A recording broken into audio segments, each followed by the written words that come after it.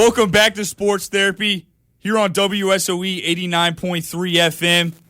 Cole Hyman, now joined by one of my good friends, Jack Isenbarger, who I said is one of the best basketball players to ever come out of Elon. Played professionally in Spain. Really excited to have him on the show.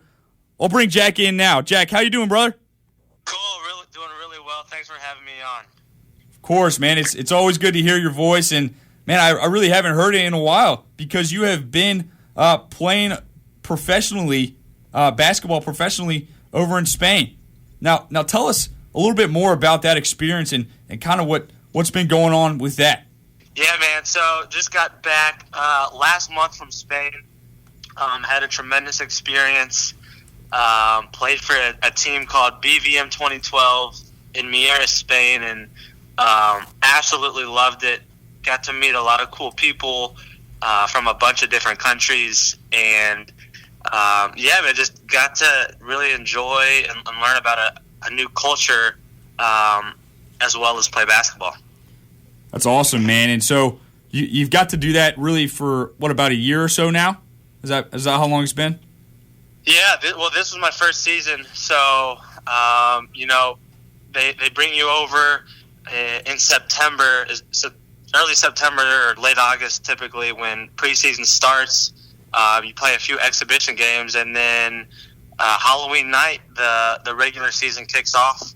Wow. And the playoffs actually go into May, but I unfortunately had a little shoulder injury, so I came home early. Well, that's tough, man, but in terms of upside and positive things that went on there, can you tell us maybe the best thing that happened in game for you playing over there, your best memory?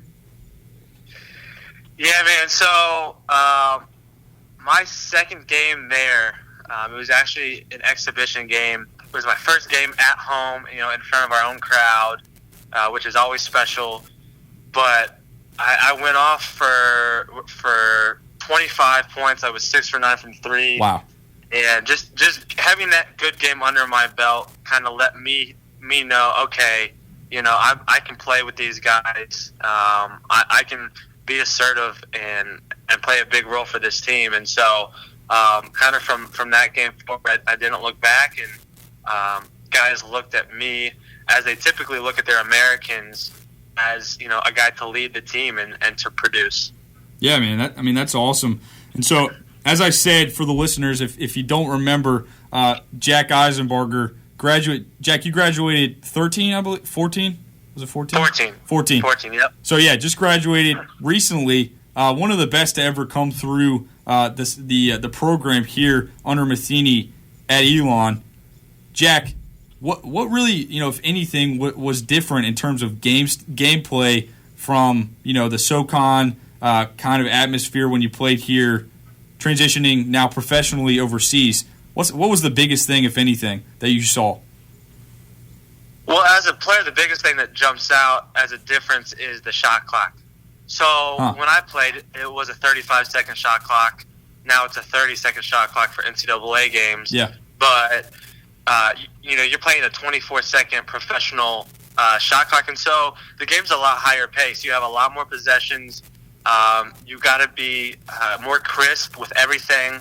And you just don't have as much time, to waste dribbles, or you just got to be kind of on your toes, and just a much higher pace of game. And then I would say it's a more technical game over there. They have a lot of sets that they run, and they're very detail oriented, which I love.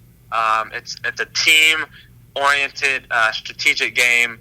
You do have the fast breaks, open court plays where you're just playing on instinct, of course. But if you don't have a quick, easy look within the first 8 seconds of the shot clock, we're gonna burn that shot clock down until the last 8 seconds and get a really good look. So I enjoyed that aspect of it. As far as the fans go, love my Elon fans. I miss that alumni gym atmosphere. Yeah. But they get wild in Spain, man. They bring drums and really they're screaming. Yeah. So it's a fun, almost soccer-like atmosphere over there. Wow, that's so awesome, Jack. Now, kind of transitioning over to this past year's college basketball season, I don't know how much you were able to really follow being over there, but in terms of the national championship and March Madness and all that happened there, I mean, just unbelievable tournament we got this year as people sitting back and watching. I don't know if you got to watch the national championship, but gosh, did you get to see that game? I did. I made it home just in time for the NCAA tournament, so I got to catch almost all the games. That's awesome. And I mean, what a national championship game! I feel for North Carolina, for those guys. Yeah. But you can't take anything away from Villanova. They had a heck of a year. Really lined up well behind Jay Wright, their coach. I think is just a heck of a guy and a leader. Yeah, he is. And love to see his relationship with Arcidiacono. Treats him like a father-son relationship. Yeah, and really the key point of that game, as everybody has talked about and will probably talk about for years to come, was really that last 10 seconds, Jack. I mean, you saw Marcus Page just throw up an emphatic, off-balanced, one-handed, just terrible shot, seemingly putting them in a position to go to overtime. That's the shot that everybody, you think, oh, we're going to remember this one for years to come, right? Chris Jenkins says, I think not. Because, 4.8 seconds still left on the clock. Apparently Jay Wright has come out and said they practiced this play throughout the season. I don't know about that. But Jenkins brings Diacono brings the ball up, dishes it to Jenkins, drills it, game over. Just, how do you respond? I mean, it's unbelievable. Jack, what were you thinking in that last 10 seconds watching that game? Well, obviously when Carolina hit the three to tie it, that was absurd. Just because the way the game had been going, Villanova seemed to be in control most of the second half. But basketball is a game of runs, and another thing is you have to play all 40 minutes. Like, the game is not over until the final whistle, until that horn blows. So you have to play all 40 minutes. So Nova did just that. Kept their composure, took the ball out with 4.3 seconds, got it up the court, and Arcidiacono found the open man, and he knocked it down. So, you got to play the whole game, and that's what makes NCAA March Madness so much fun, is you have finishes just like that. Yeah, definitely one for the record books. One of the best national championship games that I've ever seen. But that was awesome. Now, Jack, before I let you go, I want to get your input on kind of the NBA, switching to the professional side. Golden State, of course, a remarkable historical season with that 73 wins. Just unbelievable to see what they did. Of course, breaking the 95-96 Bulls, Jordan-led Bulls. Steph Curry, really the head of that team. Just another unbelievable season. A guy you can probably relate to as really a three-point shooter and a specimen from beyond the arc. Another relation that you can kind of tie in with him, Jack, is that he played in the SoCon back in the day at Davidson. That's right. What is it like for you as a guy that really played in the same competition as Curry to see him as one of maybe the face of the NBA now? What is that like? Well, it's crazy because when I was on a visit to Davidson, my senior year of high school, he was still there. So wow. He had just come off Davidson's Elite Eight run when they lost to Kansas and had a shot to win that game too. But man, he's special, and he's playing at a completely other level than everybody else in the NBA right now. His shooting is off the charts, literally, with the 400 plus threes he made this season.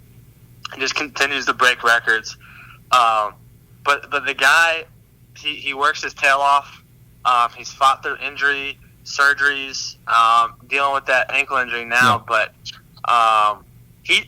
and another sign of a great player is that you make the other guys around you better, and that's exactly what he's done. So he's raised his game and everybody around him, is accountable to raise their game too, and he's done just that. So yeah, I'm really. It's crazy to think that he played in the SoCon too, because he is just completely on another level, and he was tearing people up back in college too. Yeah. Averaging 20 plus in the SoCon. Yeah, just a remarkable story from him, and just kind of awesome to sit back and watch him do what he does best. But Jack, I just want to thank you again for coming on, kind of on short notice, onto the show. It's great to hear your voice. Great to hear that you had a great time playing ball over in Spain. I look forward to just catching up with you and hearing on about what you're going to be doing moving forward, and definitely hope to hear from you soon. But thanks again for coming on here, Jack. Really appreciate it, brother. Yeah, man, cool. Thanks for having me. You got it, man. So that was Jack Isenbarger, one of the best players to ever come out of Elon. Just an incredible guy. Great to hear from him. I'm going to go to another quick break, and when I come back on, really excited to have Don Munson, the voice of the Clemson Tigers football and baseball programs, on the show to talk Clemson football.